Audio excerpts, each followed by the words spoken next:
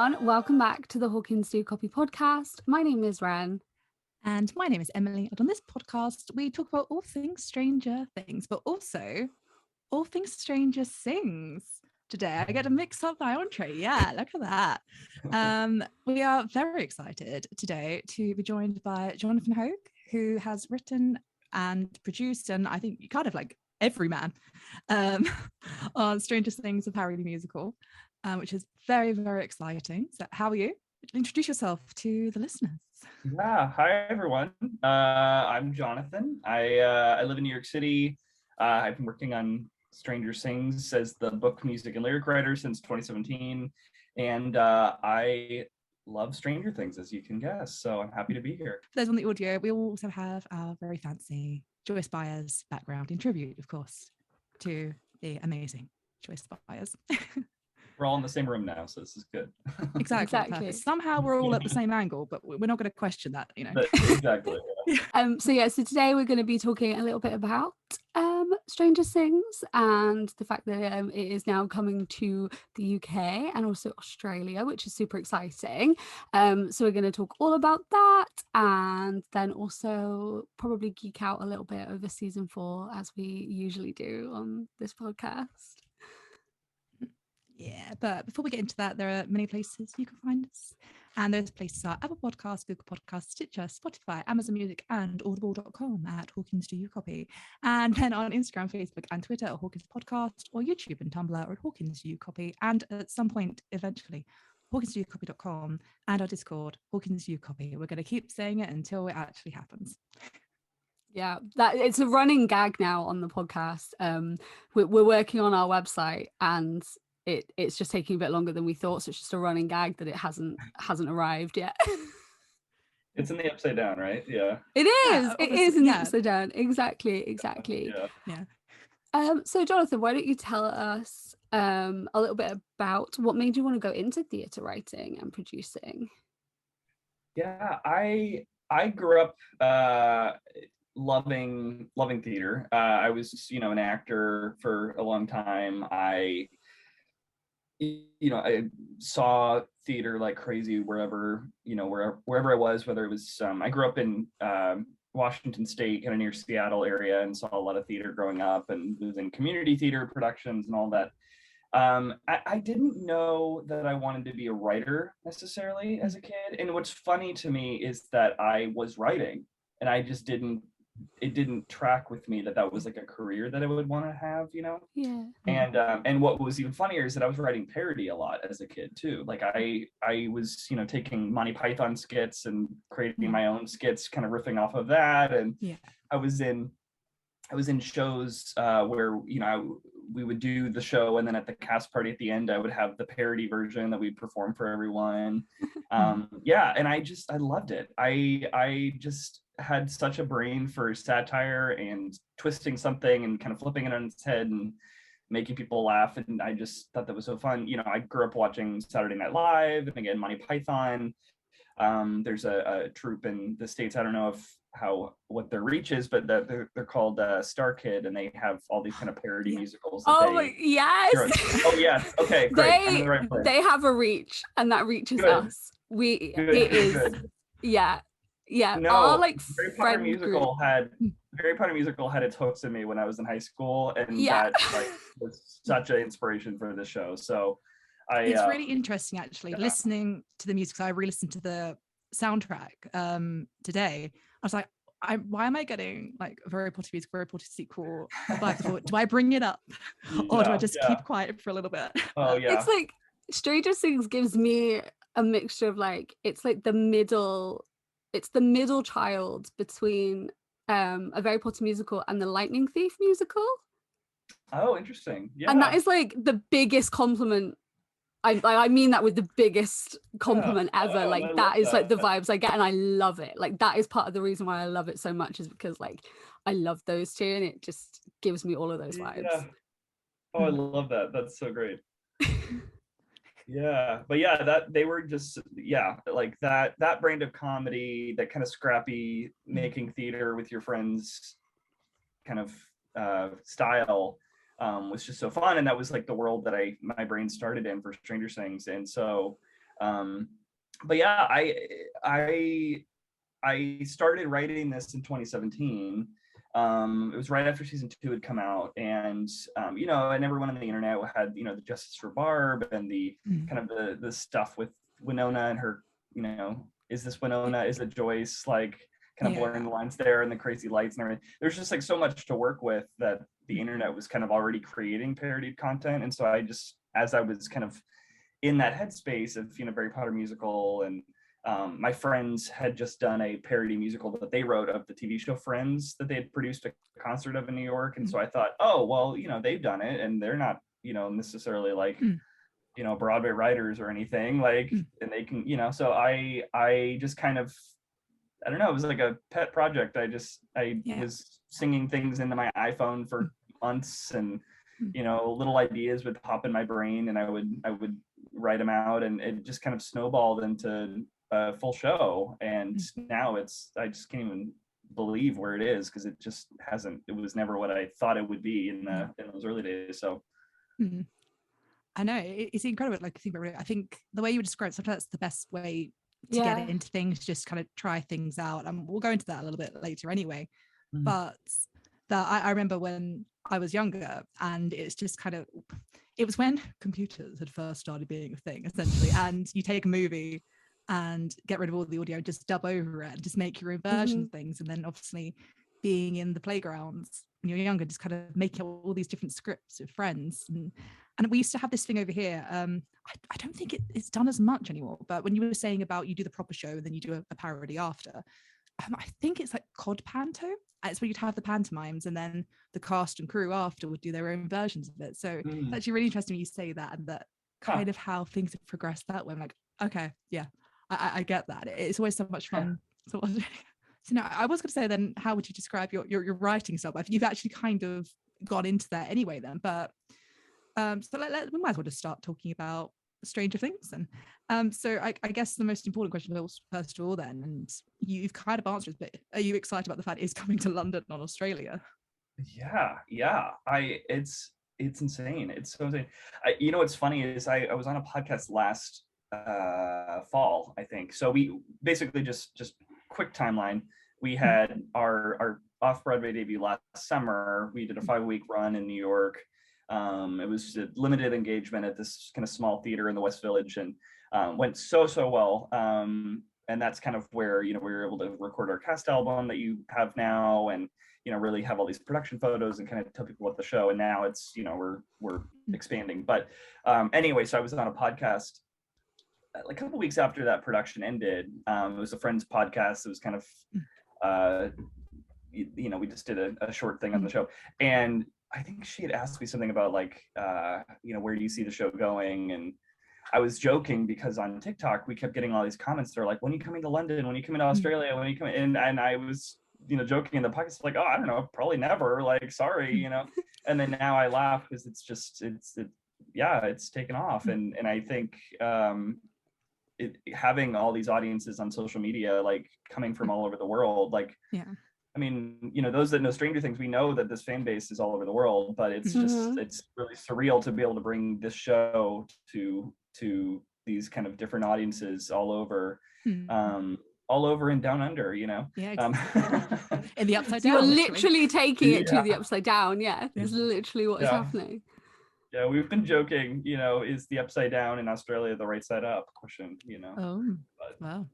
So these are the important questions we should be asking. Are we the upside down, you know? Yeah. So you have sort of spoken about like what fueled it and kind of going into how there was sort of little things and you were recording it over time, and it was just sort of something that kind of, you said snowballed, which was brilliant. Like, I don't know if that was intentional use of the word, but the snowball, it just immediately I was like, the snowball. But like, what other things aside from Stranger Things, and then also on the Stranger Things website it says, and you like specifically thanked Winona Ryder, which I approve of as a huge Winona stan. So what other things kind of over the whole process, like not just sort of in those beginning stages, but what sort of continues to inspire Stranger Things and kind of bringing it to life? Yeah, a lot of it is just seeing how the fans react to the show. I think it's like so. For example, the show that the original version of the show we wrote after season 2, and so the arc of the show, which I can get into later, but basically the arc of the show is season 1 with some like little pieces of season 2 thrown in there. But then after season 3 had come out, Scoops Ahoy was such a massive part of that season, and I was like, how put Scoops Ahoy in the show? So one of the songs that I had in the show, I reworked. I kept the song, but I reworked the scene around it to now place it at the mall.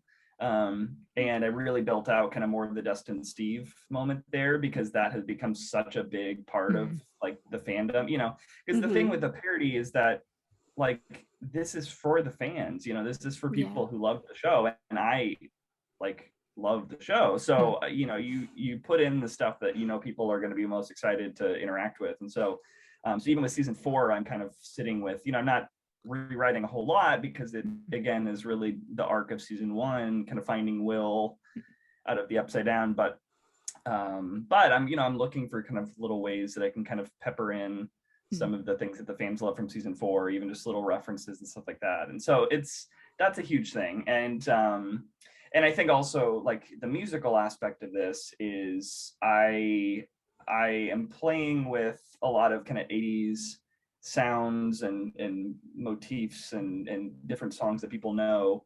But I also like have a lot of musical theater thrown in there too. So there's certain characters that their songs are very much kind of musical theater diva, like kind of jazzy cabaret style. And it was really kind of up to each character, what each character, what I feel like their style is, what their voice is.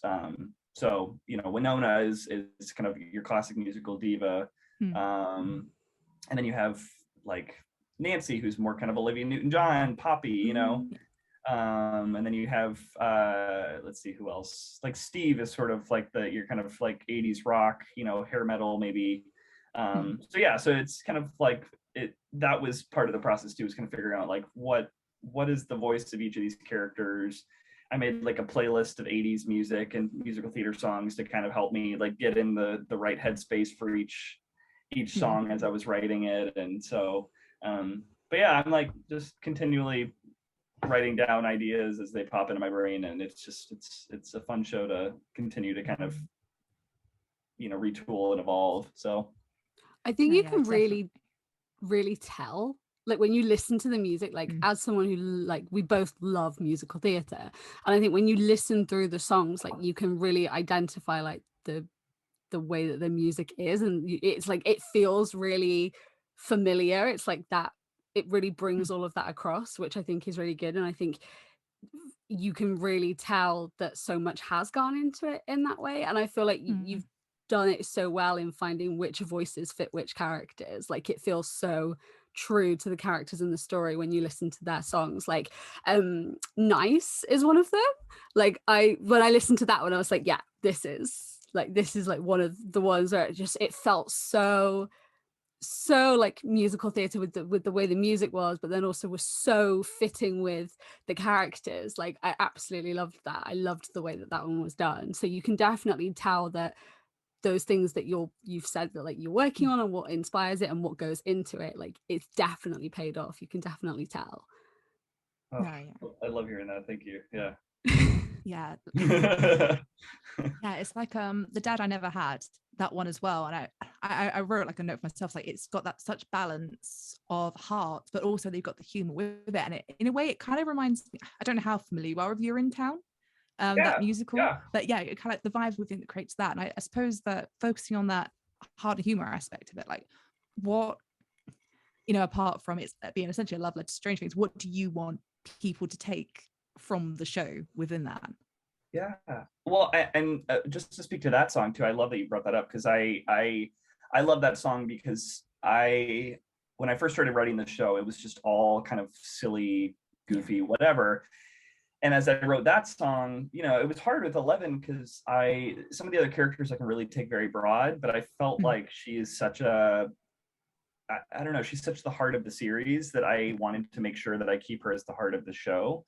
And, yes, she's kind of one storyline and a lot of different storylines going on, but like we still kind of stick with her. And I really realized as I've been developing this that the arc of this musical is she's had this horrible life in the lab and wants this dad, has this horrible Dr. Brenner character who is very kind of campy and broad in this version, but then you also have Hopper on the other side who keeps coming back to this trauma of losing his daughter, and so we bringing them together is really the heart of the show. And so what was fun with Dad Never Had, I love your intent. That's exactly the vibe there. My kind of cornerstone inspiration for that song was the song Somewhere That's Green from Little Shop. Where it's extremely sincere, but it's also extremely tongue-in-cheek too, where the lyrics are like playing funny even though she's completely serious about it. And so that's one of my favorite songs in the show, is just the way that it like everything's been silly, and then that song actually sort of is like, wait, I care about this character, I feel for her, but it's still funny, so I love that. But it's interesting to kind of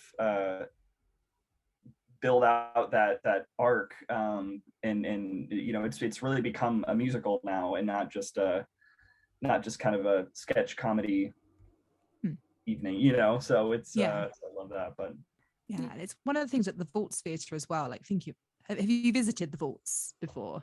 I've not yet. I can't wait to see it. I've seen all the photos and I've had friends go and check it out, and I can't wait. So it really is the perfect theatre for it. That I saw Hair there, I say recently, it was a couple of years ago now, and just the way that it's kind of that nice balance between being really intimate and small, but at the same time you can work so much with it. I mean, when I went there, they put all like string like ribbon from the ceiling, and just kind of really made it that immersive style. So I can't really imagine it anywhere but the Vaults Theatre. Actually, it makes perfect sense. They when we first were in talks with the Vaults, we were just looking at the photos and it was like, this is it, this is the perfect space for the because we're not big Broadway, big West End, we're scrappy underground. Of course we want to have a space where people are able to see it, like we're not looking to play 50-seat theaters, like, but it's that intimacy and that feeling of like going underground to find that show that people haven't heard about yet, but they got to see it. Like that's what we love about this show. And we're in sort of a in New York are looking at a space that's in the Round actually, so it's gonna be fun kind of exploring different ways to stage the show. And then I think Australia, they're doing sort of like a concert venue, kind of big pavilion. So all three of our productions are going to be so kind of unique as far as how they're staged, which is really exciting.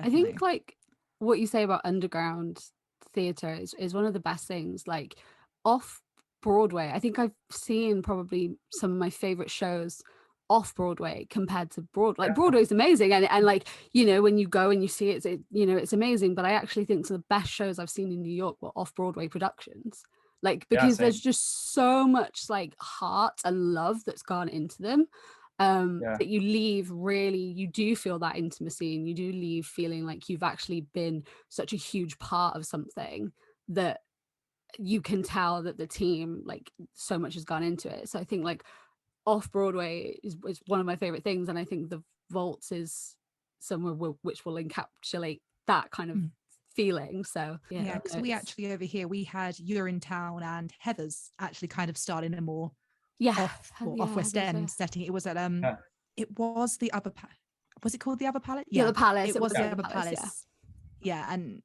And just the way it just that kind of intimate enough that you could tell that the audience who were going there, it was because it was something different, but they genuinely wanted to be there. And it did transfer. I think Heathers is still in the West End now, or it's closing soon, but it was just you could just tell there was the real heart in creating those productions, and the real heart from the audience. So it's going to be really exciting, I think, to speaking of Heathers, Vaults to hear. Speaking of Heathers, if you do like Heathers, there is a Heather in Stranger Things. So I won't say where, but she's in there. So okay, well, we'll look out for that then. That's really cool. I'm just so excited to see it. Like we're going opening night, and I just like it can't come quick enough. Like I'm just so excited. Yeah. Oh, good. It's gonna be so Well, good. I'll see you there. I'll be there too. So yes. Amazing. We will see you there. We asked our listeners for any questions, if they had any questions for you, and a big one was like, how tough is casting for the show? And me and Emily were actually talking about this as well, when we were sort of like going over everything, like what makes you think, okay, this person is the perfect choice, or this person's the perfect, because they're characters that already exist, if that makes sense. So what sort of goes into casting for them when they're already there, but it's a different version and that kind of thing?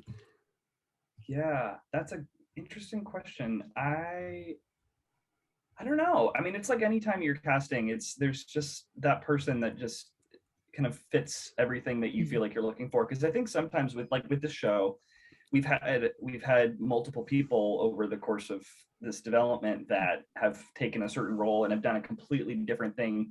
Like the character of Will, we've had like 3 different actors play in the last couple of years, and every single one of them has been hysterical, but they're also very different from each other. We have a very different version of Will in all 3 of them.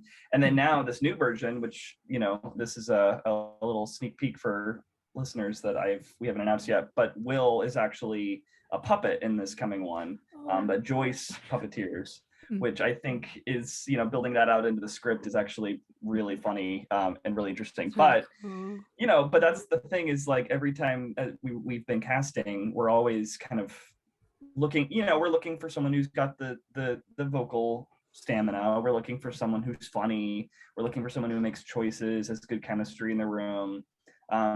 Looking like the character helps for sure. But of course, we're also not trying to like, narrow down like the exact look of the series. And but yeah, it's just, we're excited to work with people who just have ideas and are fun to work with. And yeah, I can't wait to see, the London and Australia casts, what they bring to it, because I know it's going to be something unique from what we have in New York. So that's It's really interesting actually, because obviously the Vaults posted the casting call out on their Instagram. I was looking through, I was like, why does Will need to be able to use a puppet? And you know what, that makes perfect sense now. I completely understand. Yeah. It will be interesting to see, because like I feel like US, England and Australia, we all have like different humor as well. And it's like it's really interesting to see how, like, because I feel like the humor of Stranger Things comes across really well, and what we find it really funny. So it'll be interesting to see how those things are performed with an English cast and then also with an Australian cast, because our humor is just so like varied. Like I find things like that really cool, when theatre can kind of just still have that same impact even in different places. Yeah, I'm so interested to see how just the show in general reads. I'm glad to hear that people think it's funny, even just from the cast album, because that's it is. I think cast albums are so good as well. Like being able to release them, like, and then the reach that they can have is just so brilliant. Like I actually was watching Chris McCarroll. I don't know, do you know Chris McCarroll? He was in the Lightning Thief. And Les Mis. He did a thing the other day where he was talking about how like he thinks that the Lightning Thief owes so much of its fan base to the fact that there was cast album, which is really cool. So I think that this is similar, like it's reached so many people, and I think that humor is definitely present, like, and people are finding it really funny, which is really good. Yeah, and I think also in regards to the humor as well, I mean, not to bring up the Dad I Never Had again, but it gave me kind of like vibes in Urinetown of almost the Tell Her I Love Her, that moment where it's said so like sincerely, but then you've got Bobby Strong that's like, I can't see, my eyes are gone, and all that kind of things. I think it's just just that right balance. And I think it's really good that it's really coming across in different ways. We also had a question which you kind of already answered, but we'll ask it anyway. That can we expect any changes when it comes over, especially in a post season 4 world? Yeah. I mean, I'm always kind of looking at ways to update some of the jokes. I think there's a couple of jokes that we're kind of rewriting for the UK that I think, some of them were very like New York specific or US specific, but so we have some kind of updated jokes there. Again, the Will puppet track has kind of altered a lot of stuff, or not a lot of stuff, but there's a lot of jokes that are kind of rewritten around that. There's actually a new song that's coming for Will too. So that's going to be fun. No one will have heard that. That's really exciting. Yeah. I still have to finish writing it, so hopefully it's good. Can I add a sub question in? Was the new song for Will where sort of what inspired there being a new song for Will? Was it that he's going to be a puppet, or was it after seeing like season 3 and season 4? Like what kind of? Yeah, so Will has a song in the show right now called Where There's a Will, which is really fun and has been great for the show. But I realized when he's a puppet, that whole moment that we see him in the Upside Down, I wanted to, I don't know if I want to spoil what it is, but I kind of got hit with this like idea of what to do with that moment now that he's a puppet. And it sort of just made the most sense for like needing to rewrite the song to be this new version, because I think that's just going to hit in a way that kind of is unique to this new direction. So that was the inspiration. But yeah, the other thing we're looking at right now, and I think we're sort of in talks about how this is working, is possibly breaking this up right now. It used to be one act all the way through, and now we're looking at possibly adding an intermission. And that kind of has changed the order of some of the songs and the structure of the show too. So lots of little things, just kind of always learning from, we did the run last summer and found places where it was really funny and the audiences loved it every time, and then some places where it felt like it was going a little too long, we had to cut it back a little bit, so you're always kind of wanting to kind of be attentive to those things with your audiences, and so we're making those changes to kind of really have this strong full evening that just continues to kind of ride that high all the way through. So no, I think that's a good thing as well, and it's good you're listening to those audiences, because I think sometimes you see production so stuck in, no, this is what's worked before, so we're gonna stick to this one. I think it's always a good thing to kind of just adapt, and it's all very exciting. I mean, Will was my favorite character, so hearing there is a new song and there are adaptations, just assume that like there is a number one Will stan like tattoo on Emily's head at all times. Like we literally get comments from listeners that are just like, Emily is the one. Like Emily should, we got one the other day that was like, Emily should write a Will Byers spin-off. Oh my gosh. So the second you said about Will being a puppet, that was it then. We were hooked already, but now that's it. Gosh. Well, make sure you get a photo with the Will puppet when you can see the show. So I mean, I'm not going to complain. I think that is really cool though, like listening to the audiences, especially when it is something where like humor is such an important part, but you're also trying to keep like the fundamental parts of Stranger Things while also bringing that across. I think like definitely listening is really good, and it's like Emily just said, it's nice to hear that you're doing that, because so many productions haven't done that, or they sort of just want to stick to something when actually there's nothing wrong with being like, okay, actually no, we're going to change this, or we're going to cut this, or we're going to edit this, because I think that's how you make something so good, is like constantly working on it. Like I don't think anything is ever like properly finished, and I think that's what's actually so good about it, is that you can keep working on it. So it's really exciting to think that there are going to be like little changes. It makes it feel more like personal as well, doesn't it? Like when you see a show, and if you've seen something multiple times, like those little differences actually make seeing it multiple times and having different versions, because you feel like, okay, well, that's, I saw the version where this happened, and I got to see the first one where this was the case. And I think that makes it so much more exciting, rather than thinking, okay, well, I saw the exact same show performed the exact same way every single time. And it's so much better when you get to see those variances, and it's really exciting. I mean, I'm buzzing that we will get to see Will as a puppet.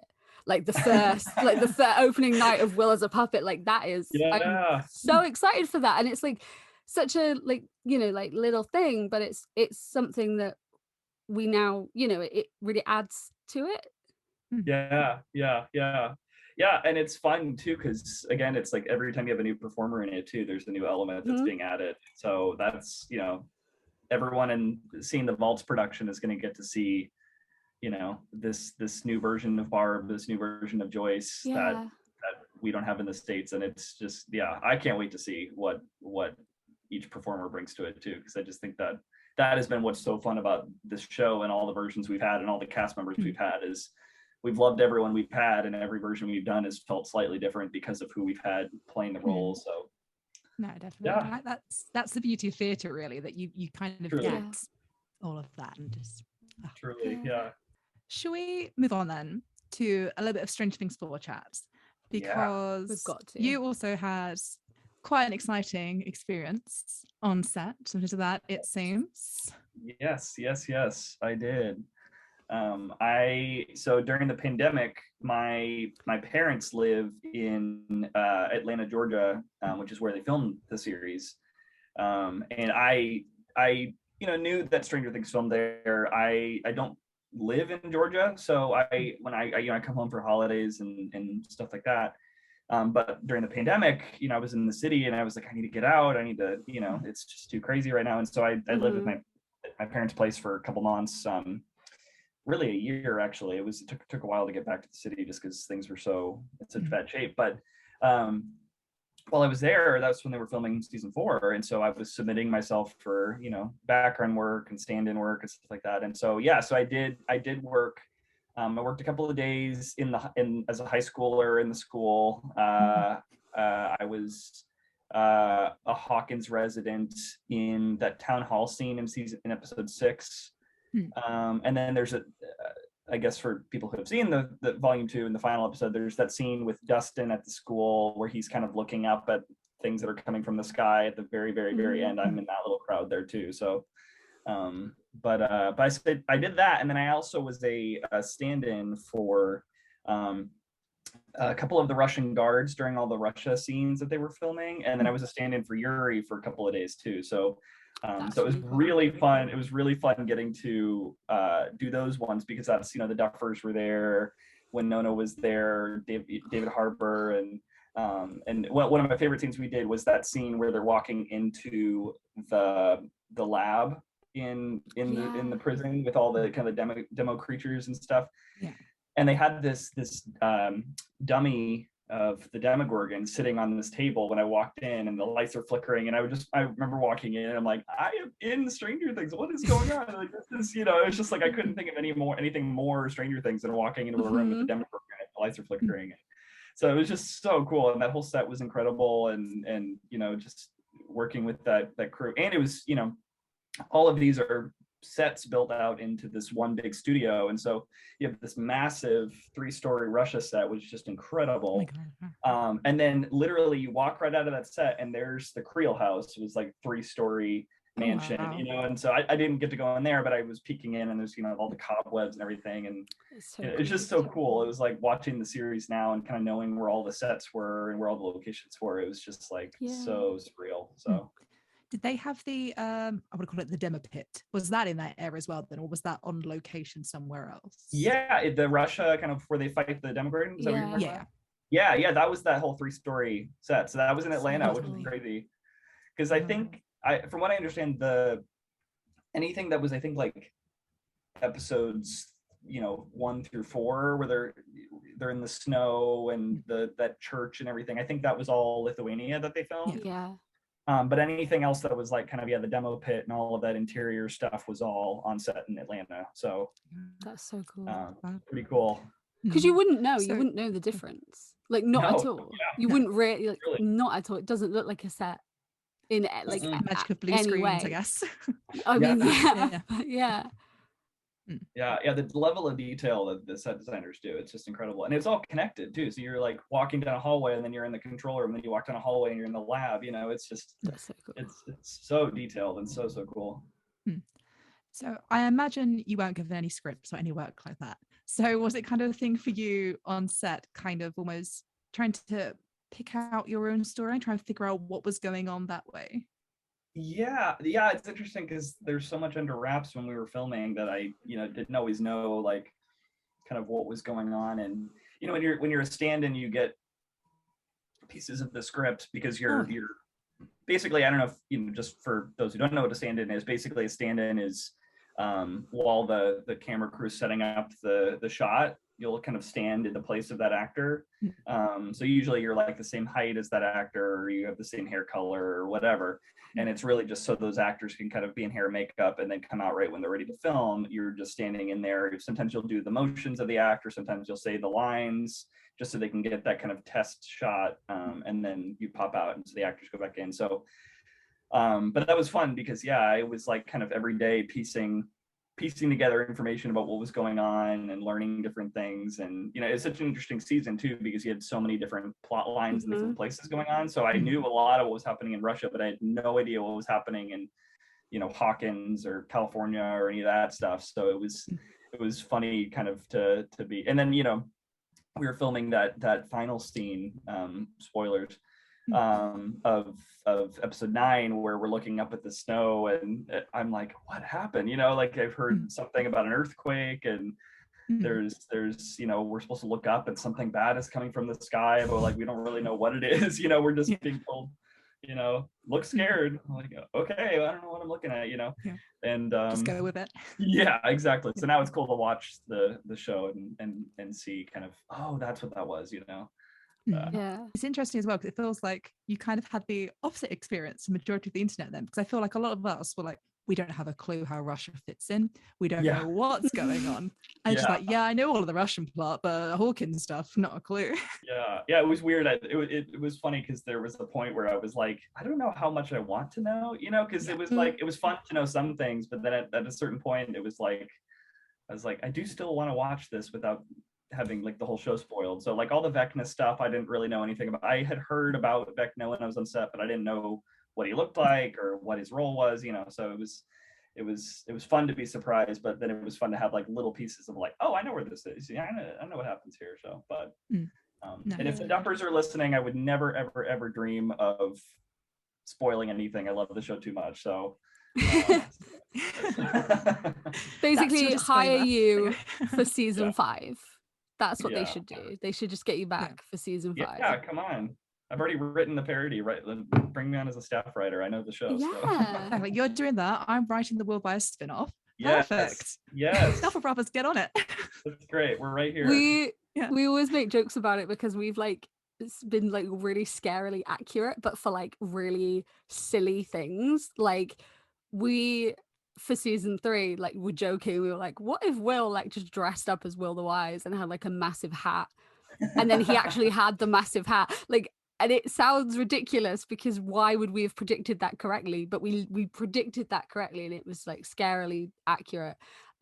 We always say the Duffers should just get us all on board and just get us to write things. I will say that's what I love about the Duffers is they have such a strong sense for what the fans like want to see too. I just feel like there's like a level when you're writing a series of like fan service that can go too far, but I feel like they have such a like there can also be the opposite direction where it's like, we're not doing any fan service because that's cheap, we're going to do stuff that the fans don't want because that's going to be like interesting. And I feel like especially like volume 2, it was like there was so much fan service with like Joyce and Hopper and all these different plot lines that are coming together, but then there's also those like heartbreaking like shockers too. And so I feel like they have such a strong sense of like what the fan base wants to see, but not just giving them everything they want and then they're disappointed because they didn't get anything interesting. It's kind of like Christmas. It's like you get the kids what's on their list and then get them some stuff that they didn't ask for that they're gonna love. And so they're such smart writers. I just am always always amazed by them. It's good fan service as well, because it's fan service that fits the characters. Like, it Yeah, makes perfect sense for Joyce and Hopper to have got to this point to get together. Like, that's been the way since season 1, but they delivered it in a way that felt natural to the characters, but then also had the fans, me, losing their minds. And like, it was actually really cool because, and it was sorry, because at the premiere, David Harbour, they said to him about like, what was the most exciting thing that you did this season. He was like, oh, there's something in volume 2 that, as a fan of the show, has finally happened and I'm really happy for. And I messaged Emily and I was like, him and Joyce kiss. I was like, that's what's going to happen. And it is what happens. And then the actual second kiss, I think, was improv by David and Winona. So like, it's cool to think that they also know what fits the characters, but what the watchers that have been watching since 2016 and have followed Joyce and Hopper's kind of progression and journey want as well. And I think that, it's like, it's good fan service. It's not too far, it's not nothing, but it's that middle ground that's also accurate to the characters in the story. And at the same time with Steve and Dustin, at the same time there's people online that are kind of like, they're always paired together doing this, and I'm glad they kind of referenced that within the show as well, with Steve being like, I just want to be with someone else for once. I thought, you know what? There you go. You got that right balance there. I did. Definitely. I actually did add. One of the biggest changes I made to the script after season 4 was kind of restructured a little bit of the Steve Dustin dynamic in the show, because I've realized that their friendship has evolved so much, but also like the way that they interact with each other is like kind of more established after the season. So I retooled that a bit to kind of give us a little bit more of the Steve Dustin dynamic that we know so well. But also, speaking to the Joyce and Hopper thing, I just have to say, I was on set. One of my first days on set was the day that they filmed Joyce and Hopper seeing each other for the first time, and I saw that in the script, and I was trying so hard to be like super cool, because it's just the crew and the cast and no like crazy fans. So I'm like, nope, totally cool. This is just a scene. Yep. I'm screaming in the bathroom, but we're I so great. would have lost my mind. Like, Winona Ryder is in fact the love of my life. Same, and of course. like the love of my life. And then Joyce and Hopper, they are that like ship since the beginning, where I was like, I want this. And then season 2 just threw me off because I loved Bob so much, but you still have those like Joyce and Hopper moments, and I was like, oh, this is painful because I love Bob. And then just seeing kind of the whole journey in like season 3, and then how Joyce had kind of never, the second she realized that he could have been alive, like that was it. And like that reunion, just when he looks at her as if to be like, are you real? And then just like pulls her back in and stuff. I just, if I'd been there, I would have actually lost my mind, I think. Well, speaking of ships, I am curious what your thoughts are on the Nancy Steve or Nancy Jonathan. Where do you guys land? I think I am Nancy and Jonathan, because I think that Steve and just because I think Steve and Nancy, like, they're great, like, and I loved them, like especially Steve's like character arc, and then the way he was at the end of season 1 was lovely, and like the start of season 2 was lovely as well. But I think that like, as much as in season 4 you kind of got those hints to Steve and Nancy, I think that they do want different things ultimately. Like, I couldn't see them, if they got back together, I couldn't see it being a long-term thing, because I just think he wants a different thing to Nancy, and I think they work really, really well as friends. So I wouldn't want that friendship to be ruined, because I think they do work so well. So I think Nancy and Jonathan are they just win just a little bit for me. I'm gonna go the safe option, and I'm just gonna say, as long as I get the monster hunting trio back, then I am perfectly content in season 5. I was surprised they were pushing it. With Steve and Nancy, because I kind of thought we were done with it, but then I suppose if you think about within the show, and we've said this on here before as well, that it was never properly wrapped up. We had it in season 2 with Steve, where it was sort of left, and then season 3 with Steve, where he mentioned it to Robin that he loved her and things like that, and that Nancy is great, that she's not, what Robin maybe thinks she is. So it makes sense that we're readdressing it. I just want the monster hunting trio, and Robin could be there as well. Yes, please. I'm sure they'll be back. So I was always like happy with like Nancy and Jonathan, but this season changed it. I don't know. I'm like, I just Steve has had such a great like development over the last couple of seasons that to have him now like circling back to Nancy is so interesting, because I feel like, you know, it would make sense for like the arc of the whole series for them to be together at the end, and weirdly this season ending with this kind of, you know, will they or won't they with Stephen and Nancy, but then she ends up with Jonathan, feels very much like season 1, where it's you have that will they won't they Nancy Jonathan, but she ends up with Steve. So I sort of feel like I don't know. I feel like season 5 they're gonna end up together, but I also don't know what that does to Jonathan, because I feel like his like arc this season was sort of like not the most clear, you know. So I hope that he gets a good ending if he doesn't end up with Nancy, but I don't know. I want my man Steve to be happy, so I didn't think of it. I think the fans do too. So yeah, you're not the. I work at a youth theatre as well, and you're not the only person that's thinking that. There are a lot of people like, actually, I'm not entirely mad if that's the direction they go with it. I think, I agree. I think narratively, it does seem like that's where they're pushing it. So I don't know. I guess we'll just see in season 5. I didn't think of it in the way that you said, where like at the end of season 1, Nancy is with Steve, and then this is with Jonathan. I didn't make that parallel, but you're right. That's exactly what it felt like. That is actually exactly how it felt. I wouldn't be mad about it.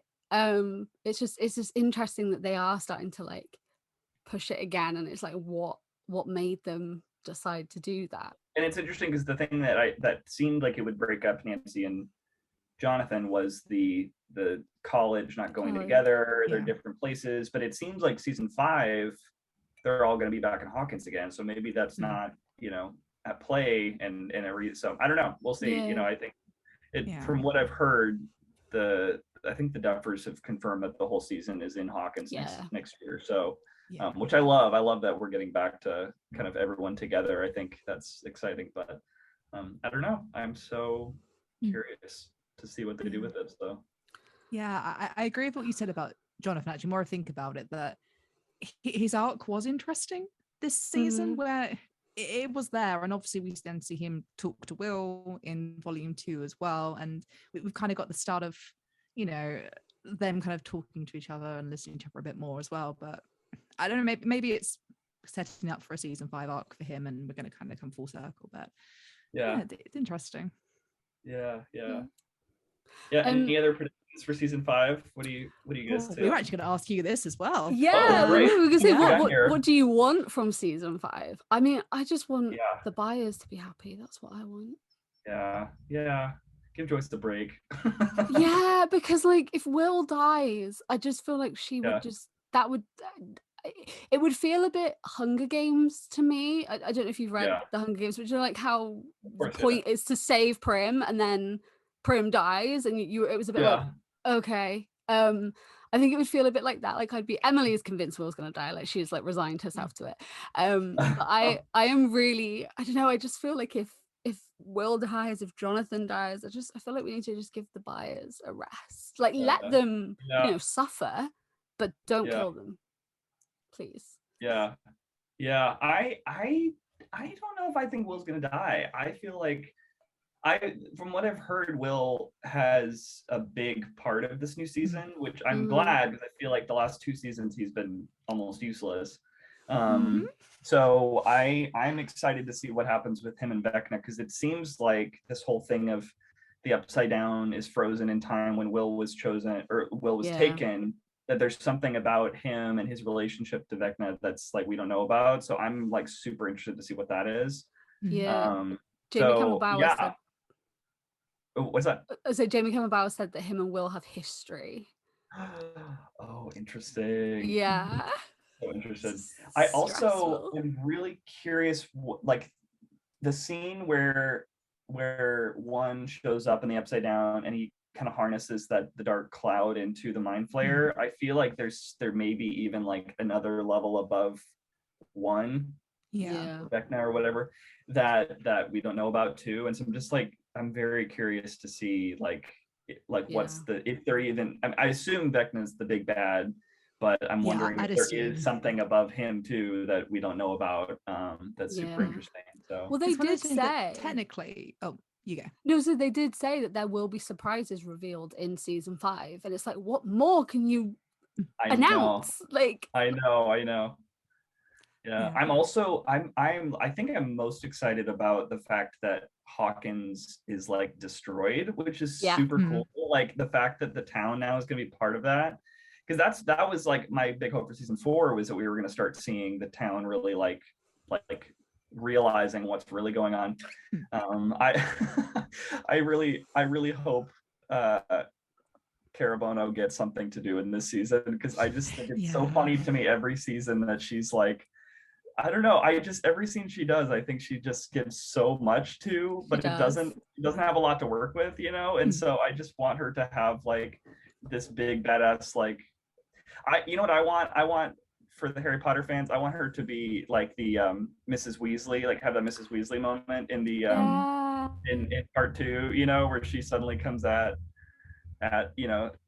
jumps in the fight. I just would love to see that. So but yeah, I'm like super curious to see what that does to like the whole show and the town, now that everyone kind of knows that, like, is seeing for real like what's happening. I think that's gonna be so interesting.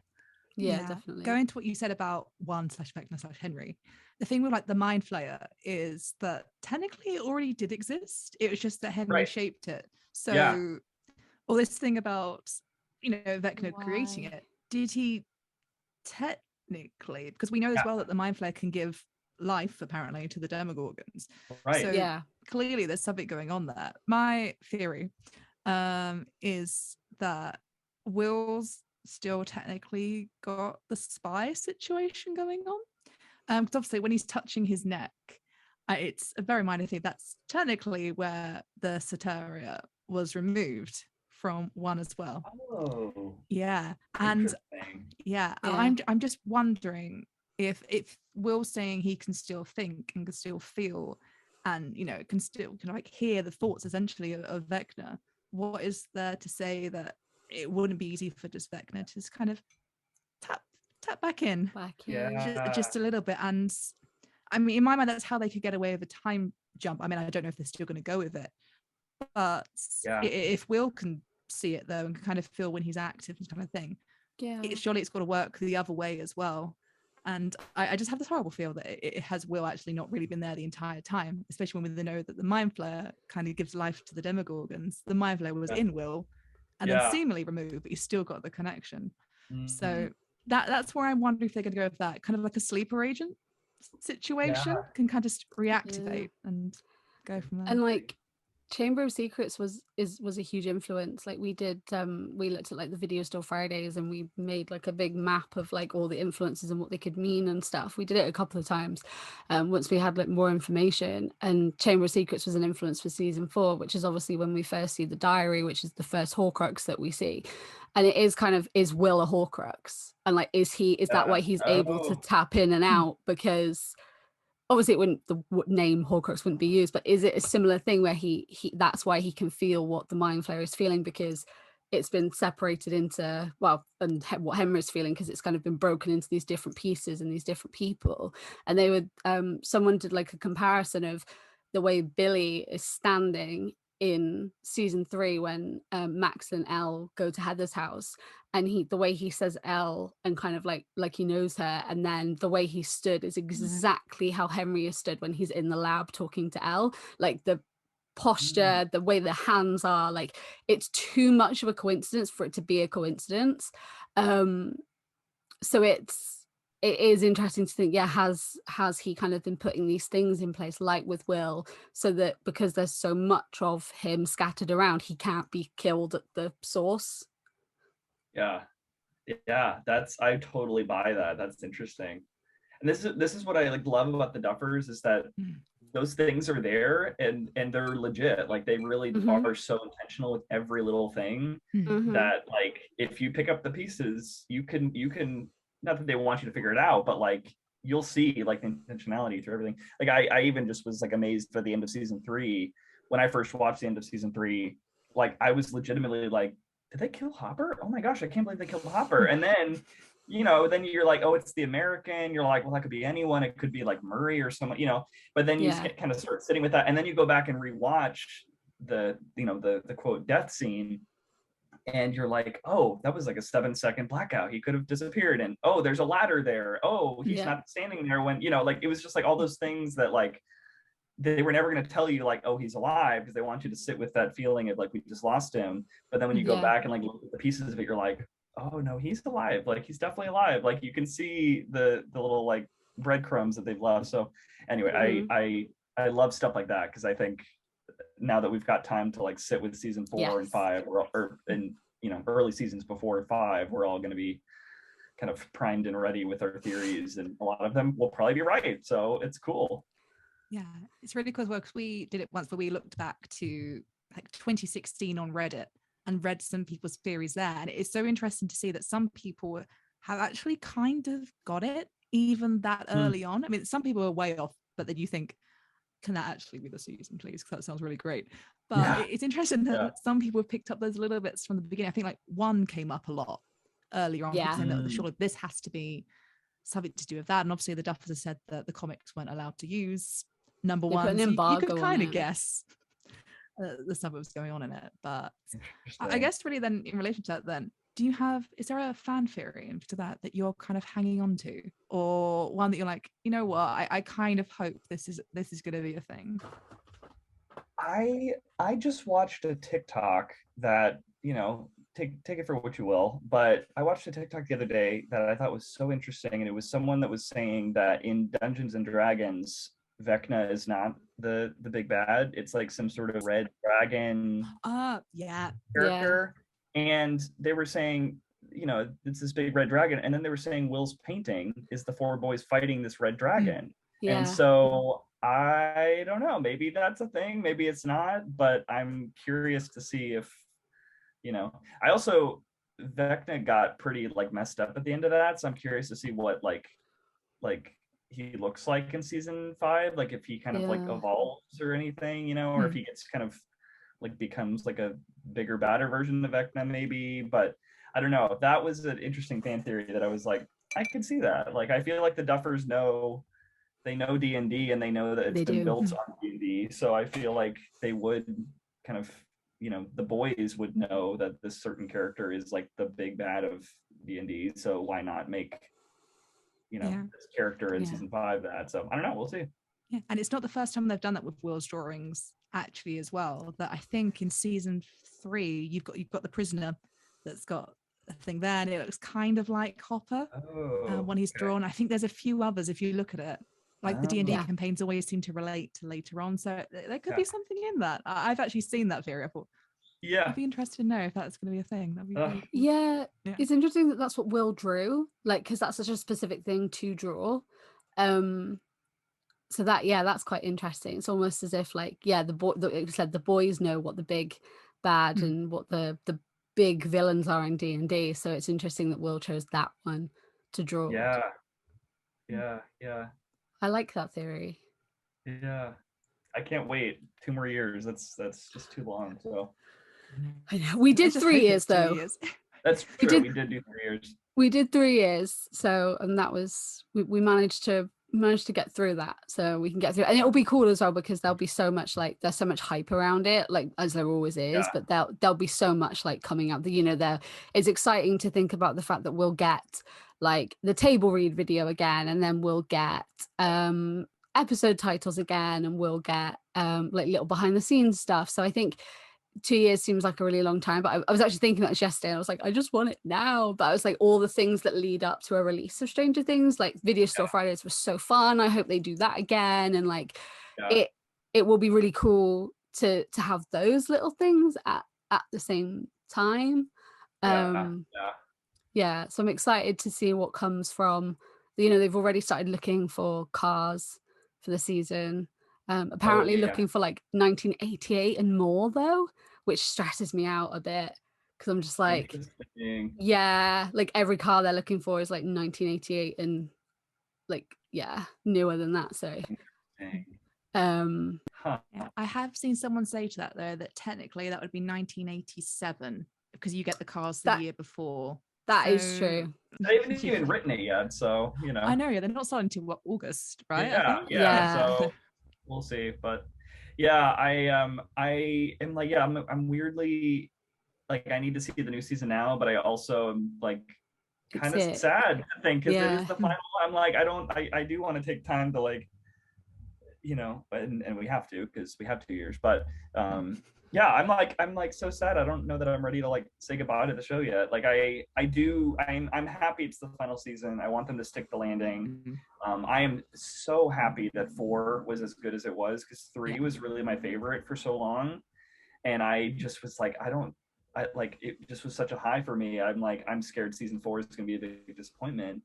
And now 4 is like, you know, next level. And I was also nervous for Stranger Things, because I was like, if this 4th season like really like spoils the fans, like I don't know if I have a show, you know. I was like, yeah, like Game of Thrones was kind of that, where everyone was like super high on it, and then the finale happened and everyone was like, you know, disappointed. So I was just like, oh, come on, stick the landing. Like, and they did. I mean, season 4 is just like insane. Like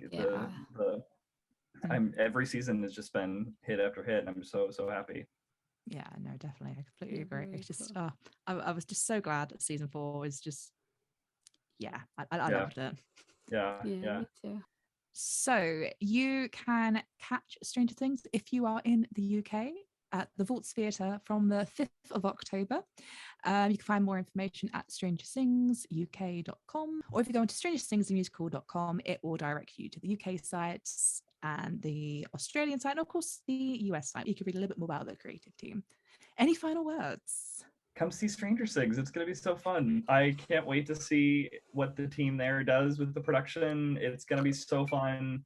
I can't wait to meet all the UK fans that are coming out for it, and I just hope everyone enjoys it. I think it's just going to be a good time. So thanks for having me, and I love talking Stranger Things and Stranger Things. So yeah, I can't wait to see it in person. I also can't wait to meet the Will Byers puppet. Yes, of course. Yeah. So you can find us at many places online, and that's pretty much wherever you can find a podcast. We are probably there, or on social media, Instagram, Facebook, and Twitter at Hawkins Podcast, or YouTube and Tumblr at Hawkins Do You Copy, or hawkinsdoyoucopy.com/our Discord, which is Hawkins Do You Copy. It will be there at some point.